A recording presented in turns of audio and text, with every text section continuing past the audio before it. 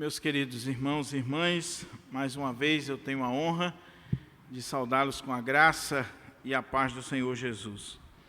E convido a igreja para juntos abrirmos a nossa Bíblia na primeira carta de Paulo aos Coríntios.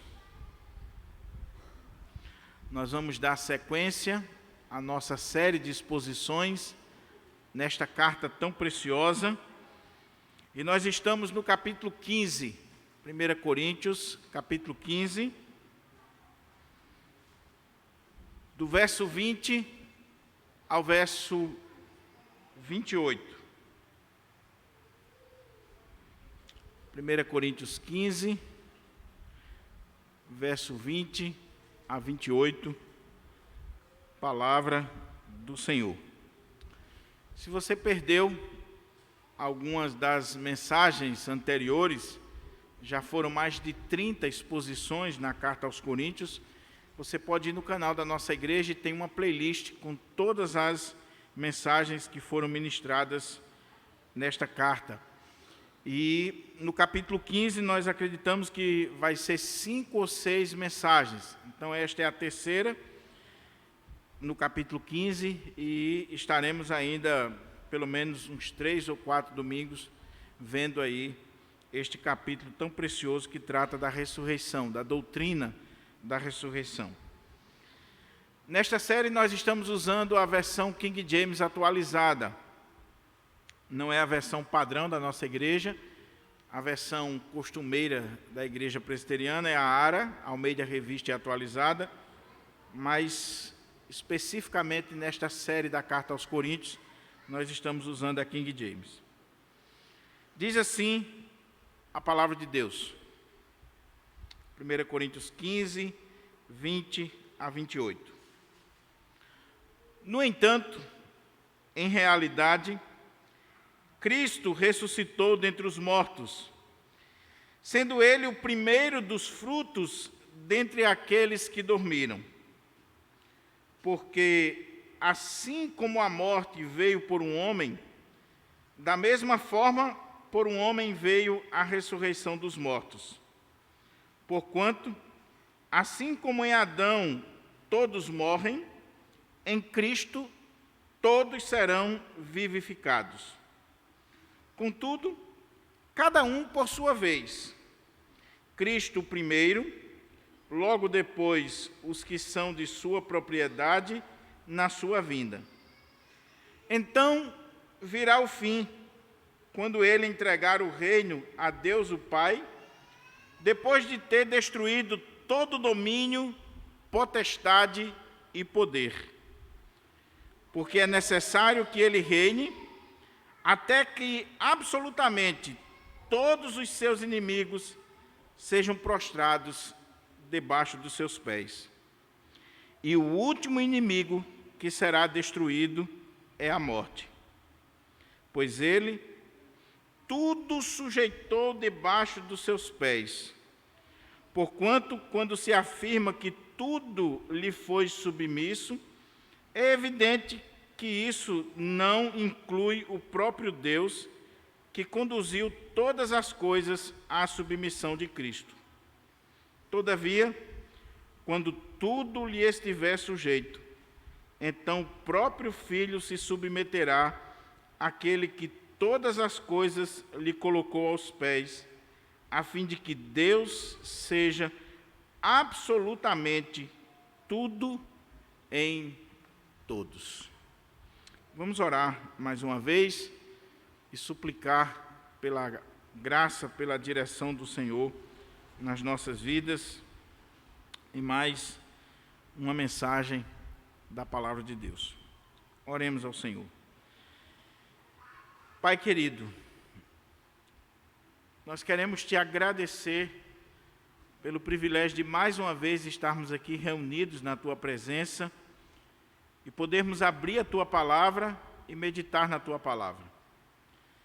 E queremos te pedir, Senhor, que o teu Espírito Santo, que inspirou esse texto, que trouxe a iluminação, a direção, a condução necessária para que o apóstolo Paulo escrevesse estas palavras, este mesmo Espírito agora possa estar agindo em nós e através de nós, para que nós possamos compreender, contemplar, apreender as maravilhas da Tua lei e aplicar, ó Deus, nos nossos corações.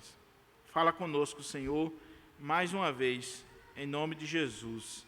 É assim que nós oramos e desde já te agradecemos, hoje e sempre. Amém.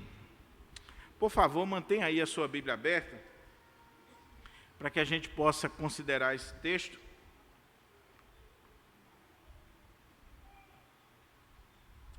O tema da mensagem, fundamentada nesta perícope que acabamos de ler, é a ressurreição de Cristo como penhor escatológico.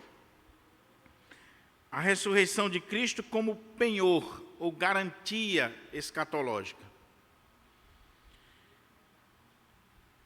Alguns anos atrás eu fiquei assim admirado quando eu vi uma música que com certeza você já deve ter ouvido e até cantado e acha ela legal, porque ela tem uma melodia interessante. Mas como eu disse pela manhã, ideias, pensamentos, doutrinas, ensinos têm consequências. A música dizia: o acaso vai me proteger quando eu andar por aí distraído. E quando eu vi essa música, eu disse assim, fica pensando assim diante de uma carreta, você vê se o acaso vai lhe proteger quando você andar por aí distraído. Qual é a nossa filosofia da história? Como é que nós olhamos para o universo? Qual a nossa visão escatológica deste mundo? Nós somos gregos ou nós somos cristãos?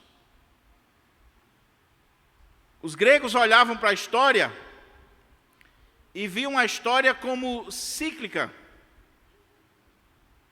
que as coisas acontecem e depois voltam, e vão de novo. Não há sentido, não existe um telos, um propósito, um fim. Simplesmente as coisas acontecem e acontecem e acontecem. Nós somos como que levados a essa visão do acaso. Mas o cristão, ele pode até chegar à conclusão que a história ela é cíclica, porque muitos eventos se repetem ao longo do tempo. Impérios se levantam e impérios caem. Acontecimentos são vistos no decorrer dos anos e depois acontecimentos parecidos ou quase iguais são repetidos. Porém, o cristão não olha para a história com essa visão do acaso ou pura e simplesmente cíclica. O cristão olha para a história como sendo cíclica e linear. Ela tem um fim. Ela vai alcançar um propósito. Ela tem um alvo. Nós não olhamos para a vida ou para a história como sendo um caminhão ladeira abaixo sem freio. Nós olhamos para a vida, nós olhamos para a história como tendo alguém que dirige, que controla, que tem as rédeas da história na sua mão e que nada, absolutamente nada acontece fora do seu propósito, do seu objetivo. Tudo caminha para a consumação do plano eterno de Deus. Por que eu estou dizendo isso? E o que isso tem a ver com o capítulo 15 de 1 Coríntios, que trata da ressurreição? Tem tudo a ver. Eu não posso repetir as mensagens anteriores, mas simplesmente para você poder se situar, principalmente quem está nos visitando, Começou-se a divulgar na igreja de Corinto, através de um grupo pequeno, mas um grupo que poderia influenciar toda a comunidade e destruir por completo as bases da fé cristã. Começou-se a pregoar ali naquela igreja que não existe ressurreição de mortos. Era uma visão grega, uma visão secular. Era a filosofia dualista dos gregos entrando na igreja, que fazia separação entre espírito e matéria, o espírito como algo bom, a matéria como algo mau. E essa visão dualística ela vai influenciar na doutrina da criação, porque se a matéria é má, então o mundo é matéria, é feito de matéria, não pode ter sido criado por um Deus bom. E eles vão questionar isso. Então esse mundo foi criado não pelo Deus bom, mas por um demiurgo, um Deus mau, ou uma emanação de Deus. Essa visão também vai influenciar a doutrina da encarnação, de que se a matéria é má, se o corpo é matéria, então Cristo não poderia ter assumido uma matéria, um corpo humano. E aí você vai ver os cristãos gnósticos nos primeiros séculos, defendendo essa ideia. Mas a terceira consequência é que se a matéria é má, então não existe ressurreição de mortos. Por quê? Qual o sentido em Deus trazer de volta um corpo que está morto, que já entrou em decomposição ou está em um estado de putrefação? Qual o sentido? Isso não entrava na cabeça dos gregos. Eles poderiam até acreditar na imortalidade da alma, eles poderiam acreditar em uma ressurreição espiritual, uma ressurreição a partir do batismo, uma nova vida a partir da crença em Cristo Jesus, mas ressurreição literal de um corpo, jamais. Por quê? Porque não faz sentido Deus ressuscitar algo que é ruim. E isso estava se infiltrando na igreja por membros, é uma igreja grega, é uma igreja num contexto totalmente grego, por membros gentios, gregos, e por judeus, talvez saduceus, que eram influenciados pelo helenismo grego. E Paulo vai escrever este capítulo, que é o maior capítulo da carta, para combater este pensamento, este ensino errado. E Paulo vai aqui dizer que a doutrina da ressurreição ela é fundamental, porque ela faz parte do querigma original, da mensagem original, do evangelho que ele pregou, que ele havia recebido dos apóstolos, que ele trouxe para a igreja de Corinto. Ele diz isso no verso 1 até o verso 11. Essa é a mensagem que eu preguei para vocês, o evangelho que eu levei para vocês. Mas do verso 12 ao verso 19, que nós vimos pela manhã, e se você perdeu a mensagem, eu conclamo você a ouvir o mais rápido possível. Após Paulo falar sobre o verdadeiro evangelho, que inclui essa doutrina da ressurreição, do verso 12 ao 19, Paulo vai tratar sobre as consequências ou as implicações de se negar a ressurreição de mortos, a ressurreição física. E Paulo vai elencar alguns pontos. Ele vai dizer: ok, vou dar o crédito para vocês. Vocês estão dizendo que não existe ressurreição de mortos, então vamos dizer que não existe. Se não existe ressurreição de mortos, vamos levar o pensamento de vocês, a ideia de vocês, às últimas consequências. E isso é um bom recurso apologético, ou de discussão, de debate. É você pegar uma ideia, se você quer saber se a sua ideia é válida, é boa, é correta, você pega essa ideia e começa a pensar nas implicações, nas consequências. E aí Paulo diz: sabe qual vai ser a consequência? Se não existe ressurreição de mortos, Cristo não ressuscitou. Se Cristo não ressuscitou, é vã a nossa pregação, é vã a nossa fé.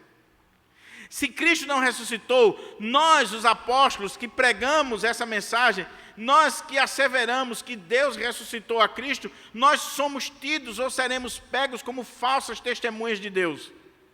Se Cristo não ressuscitou, vocês ainda permanecem nos pecados de vocês.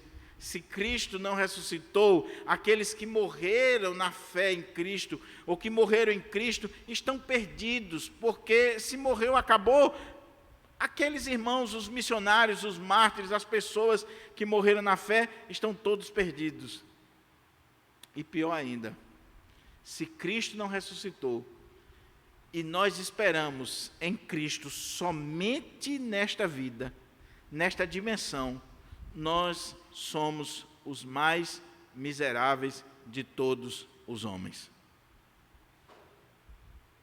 Só que quando ele diz isso, e ele está confrontando o pensamento errado daquela igreja, quando chega no versículo 20, ele muda o tom.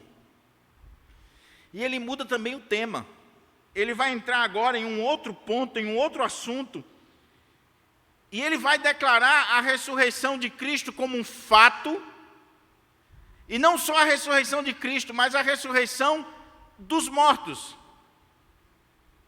Então olha o que diz o versículo 20.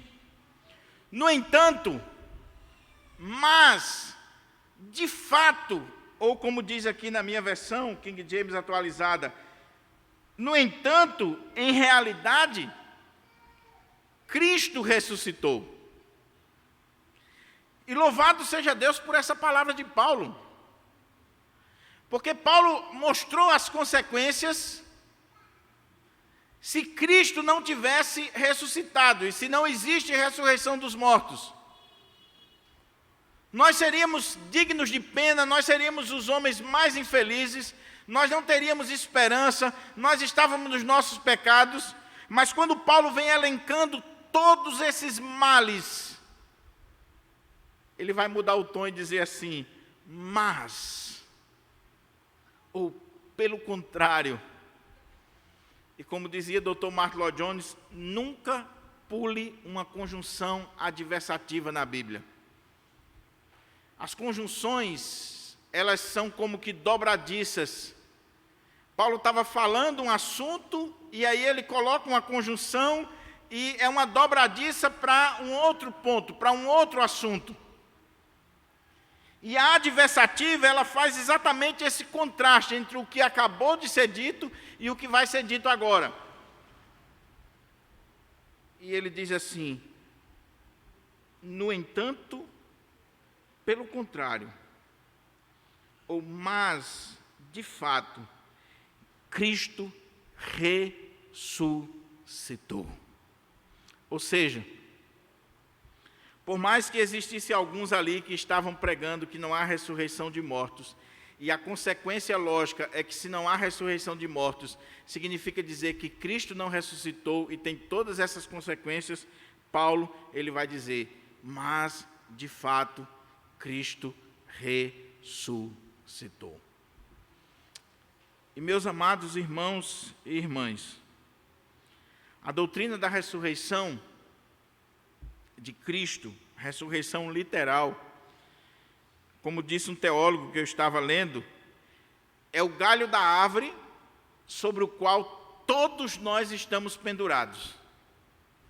E se nós cortarmos esse galho, nós vamos cair, vai ruir toda a estrutura da fé cristã. Se alguém conseguisse provar que Cristo não ressuscitou,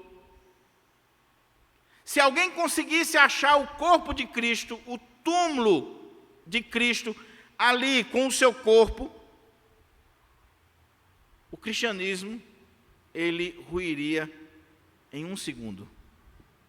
Porque toda a nossa fé está fundamentada neste evento histórico, que é comprovado, que Paulo vai defender nesse capítulo, principalmente no início, à luz das Escrituras, à luz das testemunhas, que Paulo vai dizer que muitos ainda estavam vivos no seu tempo e que poderiam testemunhar da ressurreição.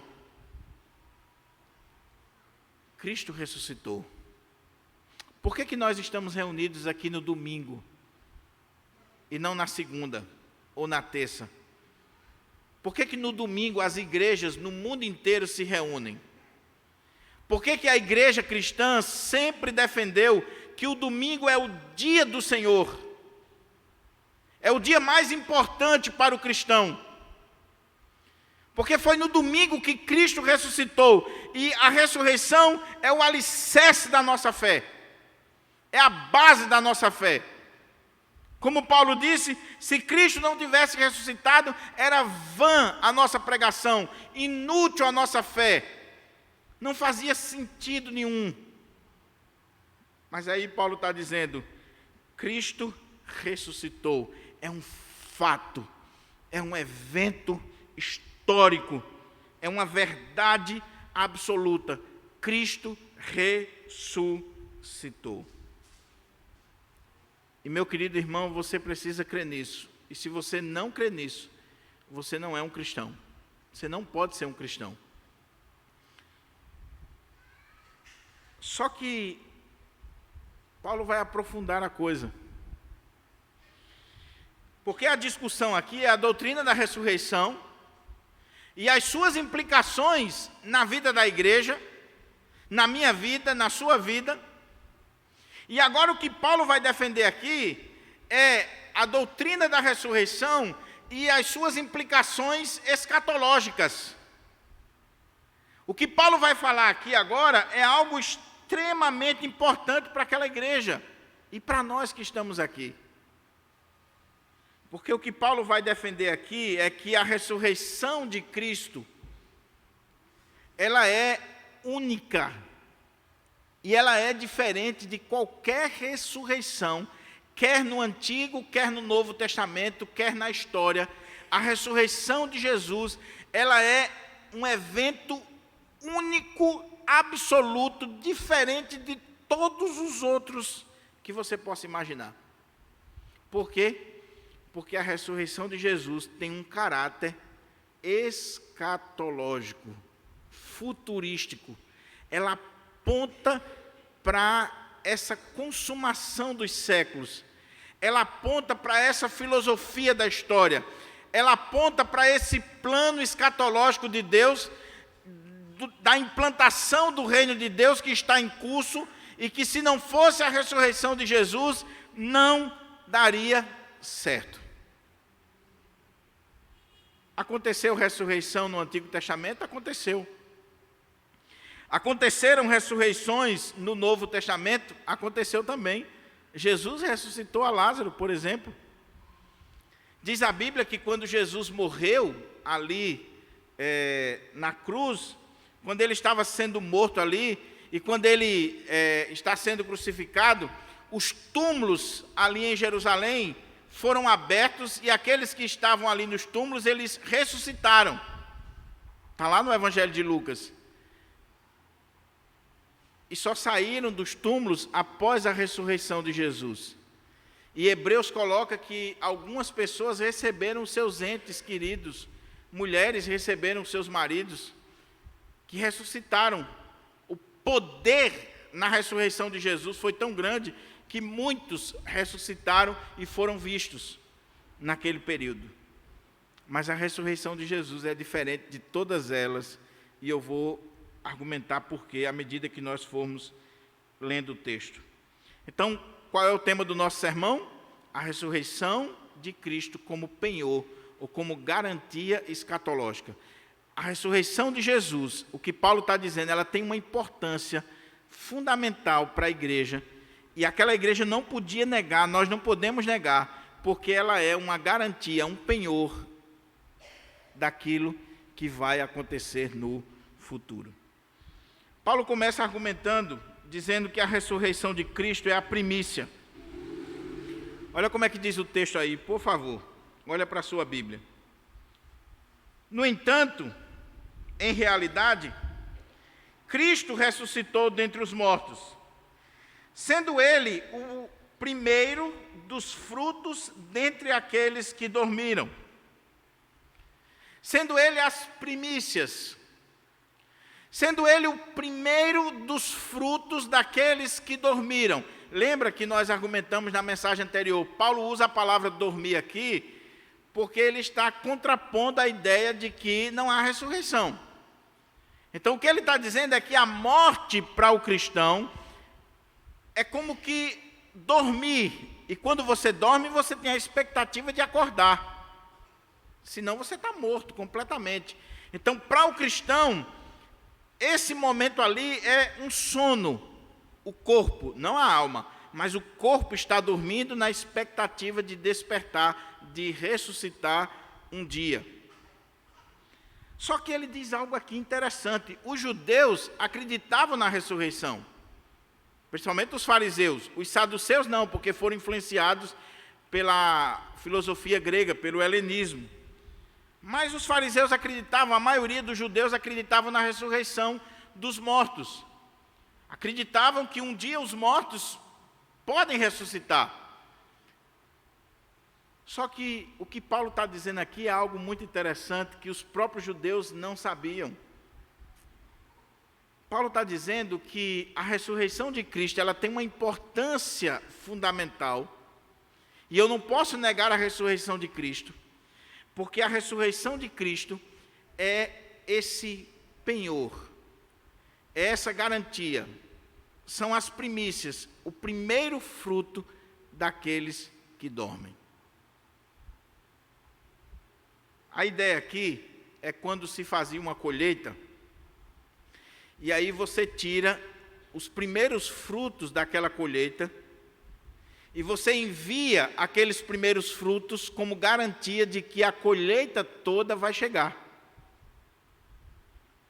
E aquela colheita vai ser, de fato, mandada para aquela pessoa. É uma garantia, é um penhor.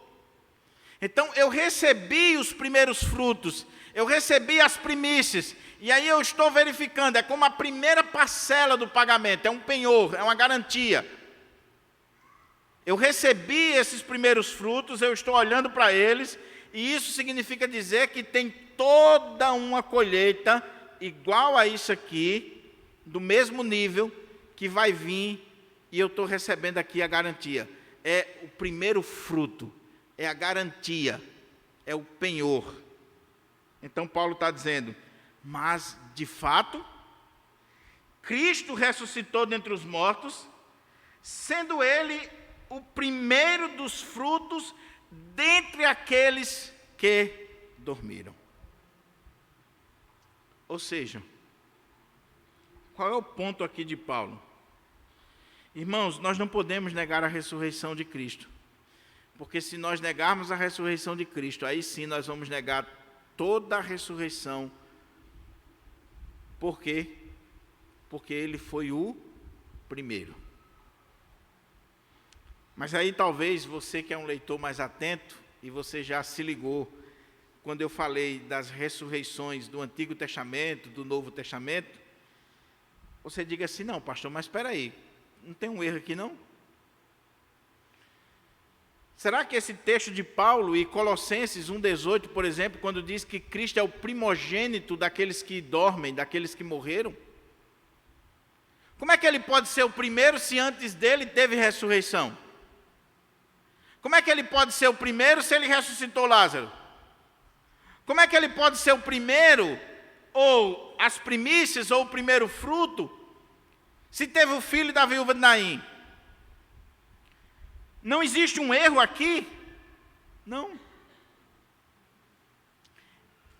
E a resposta é muito interessante, que os teólogos dão à luz da palavra de Deus, e que explica o que Paulo está colocando aqui, é o seguinte: se você olha para todos aqueles que ressuscitaram, quer no Antigo Testamento, quer no Novo Testamento, ou na história da igreja, existem relatos de ressurreição, todos eles ressuscitaram e voltaram a morrer. Lázaro foi ressuscitado, mas Lázaro com certeza morreu.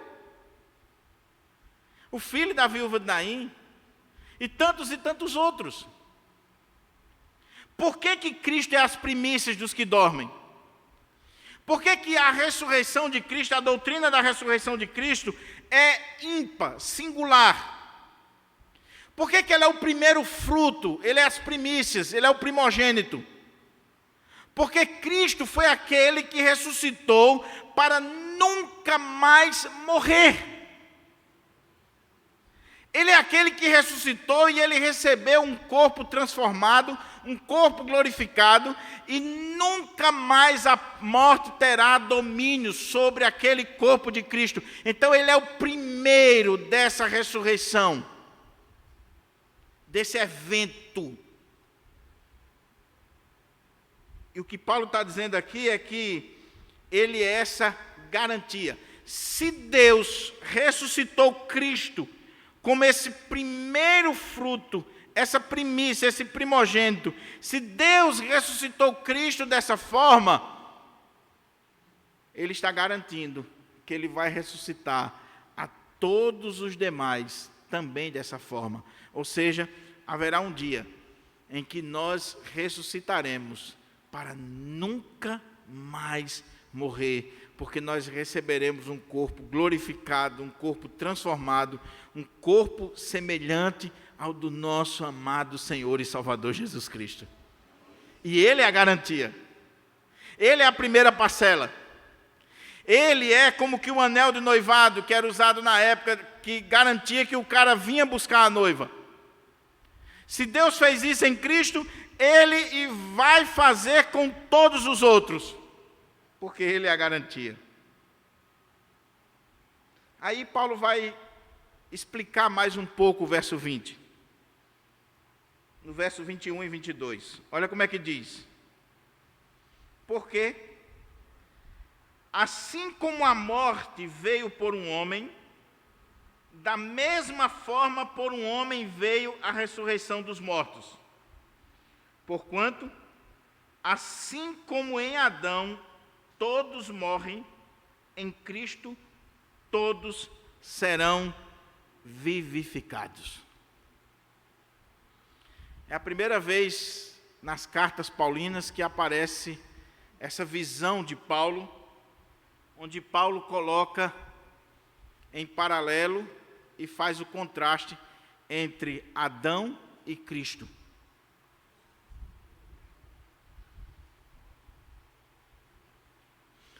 Ou o homem está em Adão, ou o homem está em Cristo. E eu não tenho como trabalhar toda essa teologia, dessa visão de Adão e Cristo aqui. Se você quer aprofundar o seu conhecimento sobre essa visão de estar em Adão ou estar em Cristo, essa solidariedade que nós temos de estar em Adão, a tese de doutorado do Dr. Russell Shedd foi sobre esse assunto. Uma tese de doutorado. Onde Dr. Russell Shedd, esse livro foi relançado pela editora Vida Nova com o tema A Solidariedade da Raça. Onde ele vai mostrar que existe uma solidariedade na raça, uma interdependência. Nós estamos em Adão, nascemos em Adão. Mas quando nós somos convertidos, nós passamos a estar em Cristo, que é o segundo Adão. Mas trocando em miúdos, para a gente entender o texto aqui, por que Paulo está colocando isso, o que isso aqui significa? Adão de um lado e Cristo aqui do outro, o segundo Adão, biblicamente falando, teologicamente falando, eles são dois representantes, dois cabeças de raça. Deus cria a humanidade em Adão. Adão é o nosso primeiro pai. Nós herdamos tudo de Adão. E ele é o nosso representante oficial. De tal maneira que quando Adão caiu, todos nós caímos com ele. Toda a humanidade caiu com ele, porque ele era o cabeça da raça, o representante oficial da raça. Nós nascemos como filhos de Adão em Adão, e uma vez que Adão caiu, nós caímos com ele. E uma vez que a consequência do pecado de Adão foi a morte, nós morremos também em Adão. Daí nós já nascemos em pecado, porque nós somos filhos de Adão. Mas aí Paulo vai trabalhar esse outro aspecto, de que o plano de Deus nunca pode ser frustrado. E se o primeiro Adão não deu certo, e não daria certo na economia divina, nos decretos divinos, Deus já tinha um segundo representante para a raça humana, o segundo Adão, Cristo, que assumiu a natureza humana, a carne, a forma, e também é o nosso representante. Ele é o segundo Adão, como Paulo coloca muito bem. E agora, ele morre por aqueles que são seus, e se nós estamos em Cristo, nós morremos com ele. É o que Paulo vai defender na carta aos Romanos. E se nós estamos em Cristo e nós morremos com ele, nós também ressuscitamos com ele.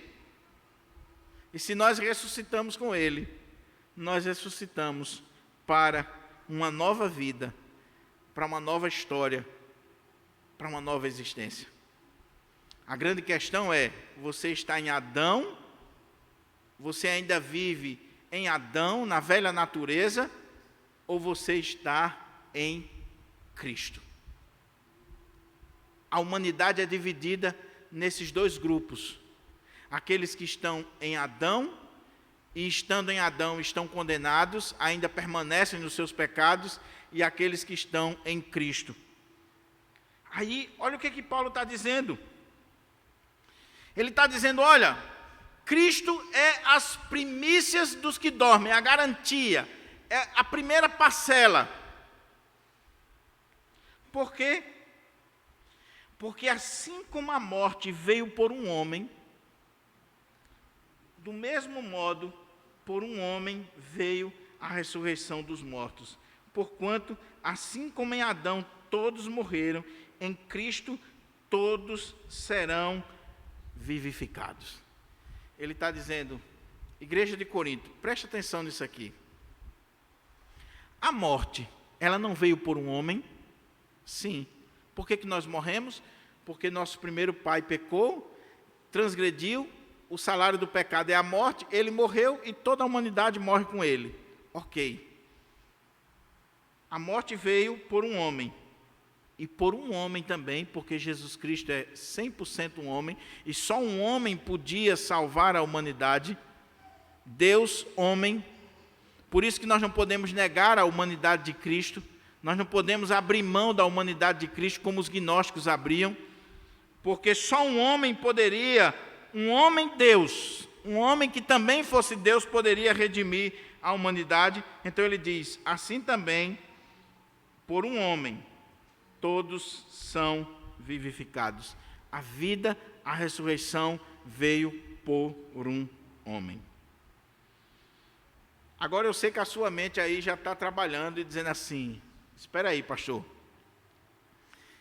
Então, se todos morreram em Cristo, toda a humanidade, em Adão, toda a humanidade é salva em Cristo, então o Senhor acaba de defender o universalismo.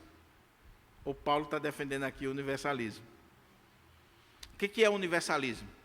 O universalismo é a doutrina que ensina que todos são salvos. No final, todos serão salvos. Não existe perdidos. Por exemplo, a Igreja Católica é universalista. Então, por isso que o cara pode ser o que for, no dia que ele morre, o padre vai lá e coloca água benta sobre ele e diz, Deus recebe o seu filho. Porque é uma igreja universalista. A ideia de que todos são salvos no final. Só que é muito importante, quando nós lemos o texto, não lermos o texto fora do seu contexto. Porque necessariamente aqui, Paulo não está falando de salvação. Paulo está falando de ressurreição. De ser vivificado. trazido de volta. Primeira coisa.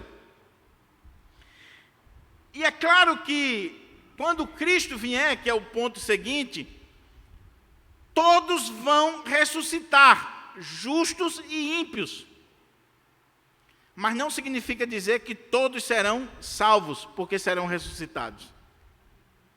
Então o que Paulo está dizendo é, a morte veio por um homem, sim. A ressurreição veio por Cristo. E a própria ressurreição dos ímpios depende dessa ressurreição de Cristo, dele ter vencido a morte, o poder da morte. Então, naquele dia, quando a trombeta soar, os mortos, como diz a carta aos Tessalonicenses, ressuscitarão. Os justos para a vida eterna, os ímpios para a condenação eterna. Mas todos foram ressuscitados em Cristo. Ele não está defendendo o universalismo. A prova é que ele vai aprofundar a questão aqui e ele vai mostrar a implicação da ressurreição para a salvação. Se você olha no capítulo, aí sim, se eu entender ressurreição aqui, a aplicação dessa doutrina como salvação é para aqueles que morreram em Cristo. Aqueles que serão vivificados são aqueles que morreram em Cristo. É o que ele disse nos versos anteriores e é o que ele vai dizer no verso seguinte, e ele vai defender em todo este capítulo. Ou seja, não existe base para universalismo na Bíblia. Existem aqueles que estão em Adão, e por estar em Adão, eles morreram, e eles vão um dia ressuscitar sim, mas vão ressuscitar para a condenação eterna, porque ainda permanecem como filhos de Adão. E existem aqueles que agora estão em Cristo e vão ressuscitar para a vida eterna. Contudo, olha como é que diz o texto. Cada um por sua vez. Cristo o primeiro, logo depois os que são da sua propriedade na sua vinda. Está vendo como Paulo não deixa dúvida? Ele está dizendo, olha, assim como a morte veio por um só homem, Adão, todos morrem, ou seja, você vai morrer, porque você é filho de Adão. Todos nós somos filhos de Adão, então todos nós vamos passar pela morte, a menos que você esteja vivo quando Jesus voltar. E aí Paulo, em Tessalonicenses, ele vai dizer que nós, os que estivermos vivos, seremos transformados e estaremos indo para o encontro do Senhor nos ares. Mas, se Cristo não voltar, daqui a 100 anos, nenhum de nós estaremos vivos. E eu não sei o que isso causa em você, mas isso deveria lhe tirar o sono. Quando Paul Walsh veio pregar no Mackenzie, alguns anos atrás, maior universidade particular da América Latina, presbiteriana, gente da prateleira de cima, ele começou o sermão dele exatamente assim, dizendo o seguinte na introdução do seu sermão: daqui a 4 anos, a maioria de vocês estarão formados recebendo o canudo, um diploma. Daqui a 10 anos, a maioria de vocês estarão bem-sucedidos na sua profissão, ou já terão feito mestrado, doutorado, terão ganhado muito dinheiro, estarão nos melhores postos dessa nação. Daqui a 50, 60 anos, vocês já estarão começando a pendurar a chuteira, querendo comprar um sítio e querendo descansar. Daqui a 100 anos, todos vocês estarão mortos. Se você olhar o vídeo, aqueles universitários ficam de boca aberta. Você vai morrer. Daqui a 100 anos, meu querido, o seu dinheiro, a sua casa, o seu carro, o luxo que você tanto almeja, não vai valer de absolutamente nada. Nem os ossos terão mais. Só que tem um detalhe. É que quando a trombeta soar, você vai ressuscitar também. mas você vai ressuscitar ou para viver eternamente com o Senhor, ou para viver eternamente na condenação eterna, no inferno, com o diabo e seus anjos, e todos aqueles que se esquecem de Deus. Não há meio termo. Só existe a bem-aventurança eterna e a condenação eterna. Não há meio termo.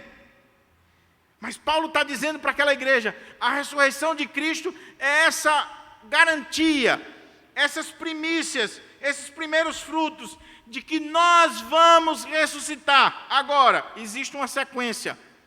Cristo, o primeiro.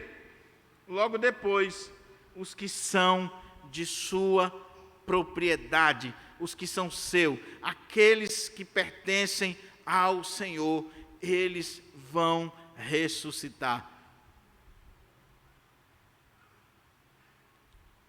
Se nós não crermos nisso, meus irmãos, como eu disse pela manhã, nós somos os mais miseráveis de todos os homens. Mas aí Paulo continua, já caminhando para a conclusão do seu pensamento aqui nesse parágrafo, dizendo o seguinte, olha o que diz aí o texto: contudo, cada um por sua vez, Cristo primeiro, logo depois os que são da sua propriedade, na sua vinda. Então virá o fim, quando ele entregar o reino a Deus o Pai, depois de ter destruído todo domínio, poder e potestade. Ou seja, a história caminha para um fim, para um alvo, para uma consumação. E o texto coloca que a ressurreição de Jesus, esse evento, como eu disse, ele é escatológico. Porque quando Cristo ressuscita,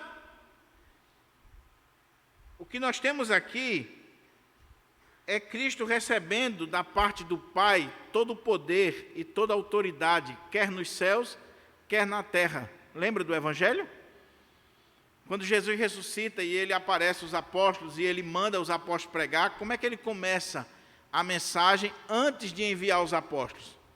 Ele diz: todo o poder e toda a autoridade me foi dada no céu e na terra. Portanto, ide e fazei discípulos de todas as nações, batizando-os em nome do Pai, do Filho e do Espírito. E eu estarei convosco todos os dias. E diz o texto lá em Marcos 16, que quando os apóstolos saíram pregando a palavra, Cristo confirmava a palavra com poder, com sinais. Tudo aquilo que Jesus realizou no ministério dele, os apóstolos realizaram. O que isso significa? Que é o que Paulo está colocando aqui. É que a vinda de Cristo, e principalmente quando ele ressuscita, inaugura o reino de Deus na terra. Cristo já reina. A ressurreição de Cristo é essa primícia, esse primeiro fruto, esse primeiro pagamento, e que mostra esse reino de Cristo sobre a terra. Mas esse reino ele está apontando para um fim. Um fim quando ele vai entregar a Deus o Pai, depois de ter destruído todo domínio, poder e potestade.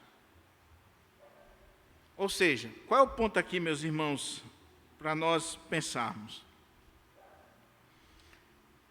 Cristo está reinando. Quando ele subiu ao céu, sentou-se à direita do Pai, ele reina sobre este mundo, porque lhe foi dado esse poder e essa autoridade.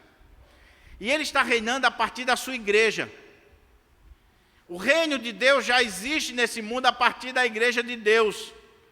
Toda vez que nós proclamamos o Evangelho e que uma vida é salva, ela é tirada do reino das trevas para o reino do Filho do seu amor. Toda vez que nós levamos a mensagem, é saqueando o reino de Satanás, que está derrotado. O pecado foi derrotado, Satanás está derrotado, todo poder, toda autoridade, toda potestade. E vai chegar um dia em que o texto diz: então virá o fim quando ele entregar. Quando é que vai chegar o fim disso? É quando Jesus entregar esse reino a Deus o Pai, porque ele foi concedido pelo Pai por causa dos méritos dele na cruz do Calvário. E quando é que ele vai entregar esse reino ao Pai? Depois dele ter destruído todo domínio, potestade e poder. E se você prestou atenção aqui, Paulo vai usar as palavras para definir aqui tanto poderes espirituais, sejam bons ou maus, como os poderes ou autoridades humanas. O que Paulo está dizendo aqui? Que toda autoridade, todo poder, todo domínio, quer sejam anjos, principados, potestades, governantes, autoridades mundiais, todos estão debaixo da autoridade de Jesus, e vai chegar um dia em que Jesus, no seu reino, no final, ele vai destruir todo o poder e toda a autoridade, toda a potestade que é contrária ao seu reino.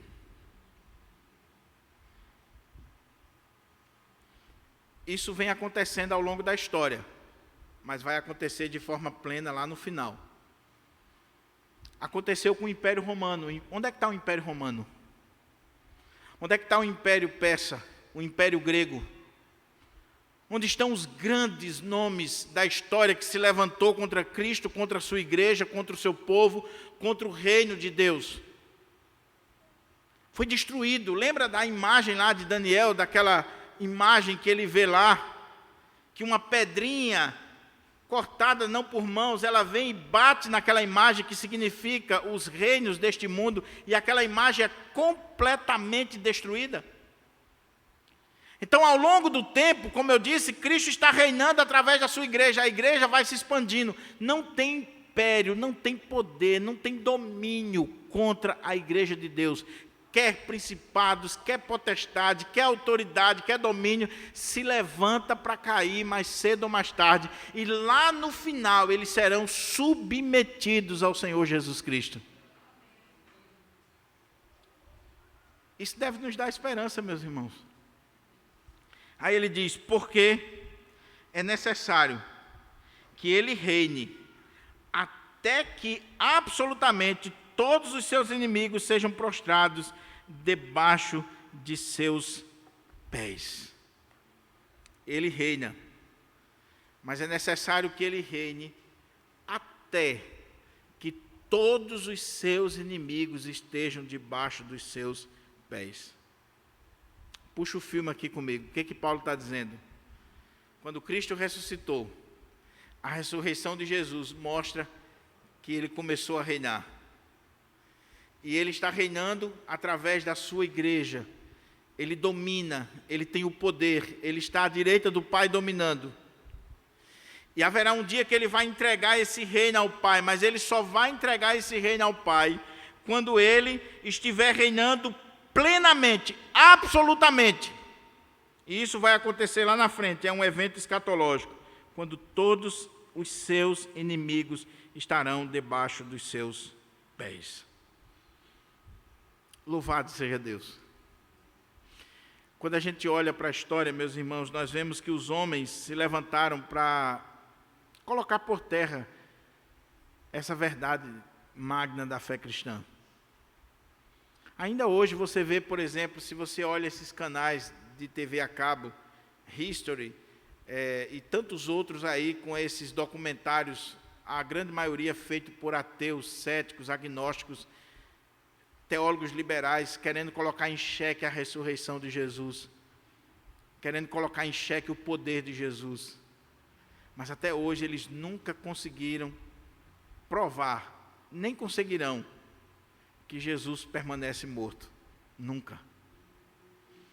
Josh McDowell, um dos grandes teólogos e exegetas da nossa época, que escreveu o livro Mais que um Carpinteiro, ele era cético, ele era ateu, até que ele foi estudar a ressurreição de Jesus para provar que Jesus não tinha ressuscitado, e ele se quebranta diante dessa mensagem. Nós assistimos há pouco tempo aqui o filme Em Defesa de Cristo, quando um jornalista americano, ateu, vai estudar também para provar que o cristianismo é um engodo, é uma mentira, que Jesus não ressuscitou. E após estudar manuscritologia, arqueologia, estudar as ciências psicológicas, estudar tudo aquilo que está relacionado a essa questão da ressurreição de Jesus, aquele homem se rende aos pés do Senhor. Aos pés do Senhor. Mas haverá um dia, diz o texto, em que todos esses inimigos, anjos, demônios, tronos, soberanias, domínios, políticos, ditadores, reis, imperadores, seja quem for, qualquer autoridade que se levanta contra Cristo, contra o seu reino, contra o seu domínio, um dia estarão todos debaixo dos seus pés. E sabe o que Paulo diz lá em Filipenses? Eu acho extraordinário aquele texto. E uma vez eu estava vendo um pastor pregando sobre isso, e ele disse uma coisa fantástica. Que se você olha lá o texto de Filipenses 2, 5 em diante, aquele cântico que Paulo coloca ali, que fala da exaltação de Cristo, ele vem falando da humilhação de Cristo enquanto homem e que morreu na cruz, e ele fala da exaltação. Ele vem descrevendo a humilhação de Cristo, aí ele começa a dizer assim: porém Deus o exaltou soberanamente, e lhe deu um nome que está acima de todo nome, para que ao nome de Jesus se dobre todo o joelho, no céu, na terra e embaixo da terra, e toda língua confesse que Jesus Cristo é Senhor, para a glória de Deus Pai. Sabe o que Paulo está dizendo aqui, casando com esse texto? E louvado seja Deus, porque eu e você já fazemos isso de coração, porque nós somos transformados. Sabe o que Paulo está dizendo aqui? É que vai chegar um dia em que alguns imperadores, alguns comunistas da história, alguns céticos, ateus, agnósticos, todos esses que se levantaram contra Cristo, vai chegar um dia que eles vão ressuscitar sim, o Senhor vai ressuscitar eles, e eles vão estar diante de Jesus Cristo, e o Senhor vai dizer: dobra os joelhos, e confessa que Ele é Senhor, e eles terão que se dobrar diante do Filho de Deus, aquele sobre quem foram criadas todas as coisas, e que é Senhor sobre todas as coisas, e terão que confessar que Jesus é o Senhor. Não era César, não é fulano, beltrano, é Jesus Cristo. Agora louvado seja Deus, porque a igreja do Senhor no mundo inteiro, ela já se dobra, sem precisar que o Senhor faça ela se dobrar. Nós já reconhecemos, nós já declaramos que Ele é Senhor, nós já declaramos que Ele reina, nós já fazemos parte desse reino, para a glória do Senhor. E aí Paulo vem descrevendo esse evento escatológico, essa visão futurista, não de um acaso, não de um determinismo cego, não de uma história que está à deriva, um caminhão ladeira abaixo, mas uma história que caminha para uma consumação apoteótica. Paulo diz: e o último inimigo que será derrotado é a morte. Por quê? Porque Cristo já venceu a morte. Já foi a primeira parcela. Mas a morte ainda tem domínio. Por quê? Porque existe aquilo que na teologia chama-se o já e o ainda não. Cristo já reina, mas ainda Ele vai reinar plenamente. Cristo já reina nesse mundo, ou seja, como dizia Martyn Lloyd-Jones, aonde tem um cristão, existe ali o reino de Deus, porque Cristo reina ali naquela vida, naquela família, naquela localidade. O diabo já foi derrotado, mas ele continua ainda agindo. Ele não pode impedir o avanço do reino de Deus, porque ele já foi derrotado. Jesus já entrou na casa do valente, já saqueou o valente. O reino de Deus avança. As portas do inferno não prevalecem contra a igreja. A luz vai dissipando as trevas. O reino de Deus vai crescendo, pode vir perseguição, pode vir decreto, pode vir Supremo Tribunal, pode vir o que for. O reino de Deus vai crescendo a cada dia. Agora, vai chegar um dia que isso será pleno, como diz o texto.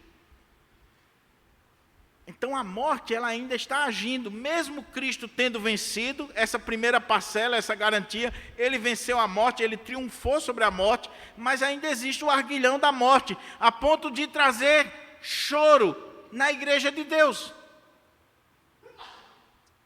Aí Cristo está dominando e destruindo todos os seus inimigos, reis, ditadores, ateus, incrédulos, demônios, potestades, ele vem destruindo.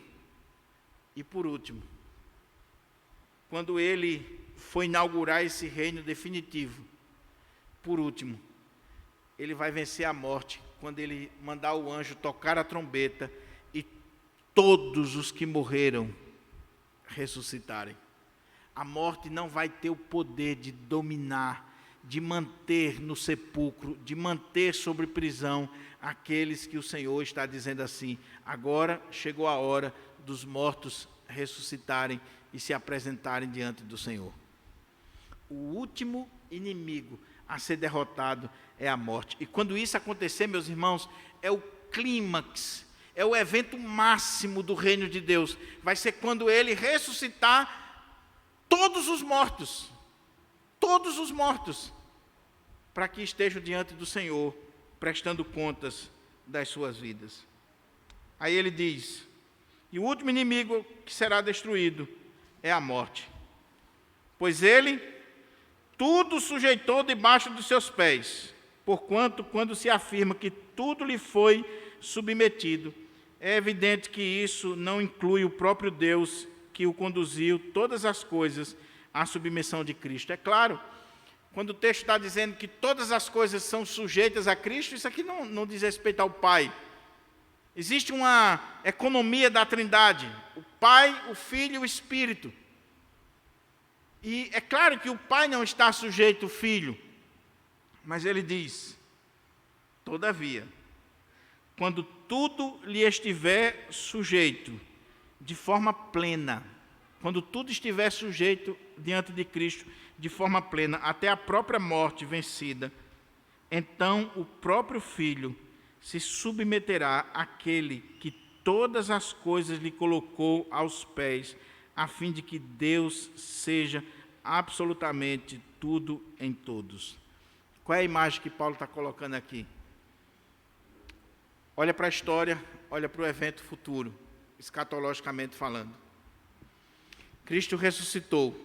Quando ele ressuscitou, ele começa a reinar. E ele está destruindo os inimigos, paulatinamente. E na sua vinda, na sua segunda vinda, porque é isso que o texto coloca aqui, olha como é que diz aqui, versículo 23. Contudo, cada um por sua vez, Cristo primeiro, logo depois os que são de sua propriedade na sua vinda. E a palavra que é usada aqui no texto grego, que é o que vai ser retratado aqui no final, a palavra parousia, na língua grega, é a palavra que era usada para um rei que iria chegar, uma autoridade, e que todas as coisas são preparadas para aquela autoridade.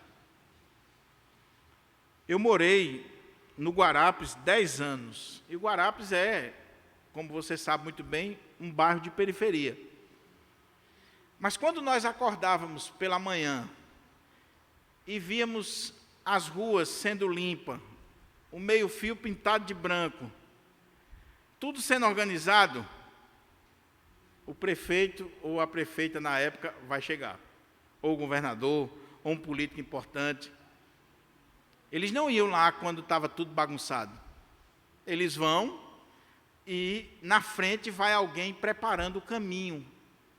Vai alguém limpando, pintando, ajeitando, deixando tudo bonito, porque a autoridade vai chegar ali. Mas a imagem que Paulo usa aqui é muito mais majestosa, é de um rei no seu esplendor. Essa semana nós vimos aí a coroação do rei Charles lá. Então, você vê aquele glamour que a imprensa do mundo inteiro cobre, mostrando a coroa, a realeza, tudo chique. Agora imagine aí, quando Jesus voltar, os anjos tocando.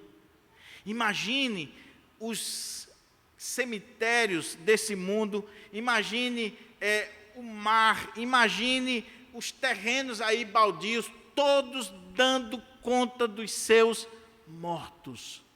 Você já pensou nesse evento? Você já pensou quando o Filho de Deus der a ordem, vencendo a morte, tirando esse poder da morte, e todos os mortos ressuscitando, chegando diante dele? Meus irmãos, isso foge à nossa compreensão. E aí, quando ele estabelecer esse reino definitivo, que ele julgar aqueles que são seus e aqueles que não são seus, que ele fizer a separação e que ele consumar todas as coisas, diz o texto que esse rei, ele vai chegar para o Pai, que lhe submeteu todas as coisas, e vai submeter-se agora a ele e entregar todas as coisas ao Pai, de quem diz o texto, seja absolutamente tudo em todos. Ou seja, a história não está à deriva. Nós não vivemos à luz do acaso, do determinismo. Nós caminhamos para aquele dia em que todas as coisas serão colocadas na presença de Deus, e Deus trará de volta para si todo poder, todo domínio, toda autoridade sobre todas as coisas, para todo sempre. Você está vendo como doutrina é fundamental? Você está vendo a importância de nós pensarmos biblicamente e teologicamente? Você está vendo a importância de você não ser apenas um crente domingueiro, mas que não lê a Bíblia, que não estuda, que não pesquisa, que não se aprofunda na sua fé? Você está vendo que nós não defendemos pontos doutrinários por acaso? Aquela igreja estava sendo iludida, não há ressurreição de mortos. E aí Paulo vai mostrar as últimas consequências. E depois ele vai mostrar, depois que ele trabalha o aspecto negativo, ele vai mostrar o aspecto positivo da doutrina da ressurreição. E queira Deus, meus irmãos, que eu e você sejamos crentes que amam a palavra de Deus, que se aprofundam na palavra de Deus, que estudam, que meditam nessas doutrinas e que aplicam essas doutrinas para a sua vida. Sabe por quê? E eu termino aqui. Porque nós somos resultado daquilo que nós cremos. Se eu creio, como eu disse pela manhã, que morreu, acabou, a minha vida tem que ser diferente. Se eu creio que esse mundo se resume a isso aqui, já era.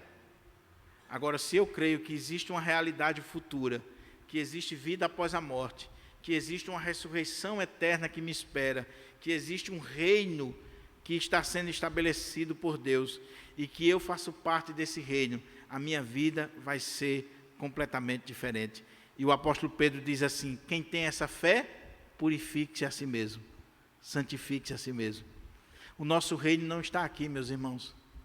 Nosso reino não está aqui. Aqui nós temos lutas, aqui nós temos provas, aqui nós enfrentamos todo tipo de dificuldade, aqui nós chegamos até a morrer. Mas nós temos esperança de vida eterna em Jesus Cristo, nosso Senhor. Um dia nós estaremos para sempre com Ele, nesse reino bendito, sacrossanto do nosso Senhor. Não é o acaso que vai lhe proteger, não é o acaso que vai dar sentido para a sua vida, não é uma filosofia da história pessimista, não. Quem vai lhe proteger, quem lhe dá vida, quem dá sentido para a sua vida, é o Senhor Jesus Cristo, aquele que reina e que reinará eternamente. Amém. Que o Senhor aplique a sua palavra no nosso coração, em nome de Jesus. Vamos orar?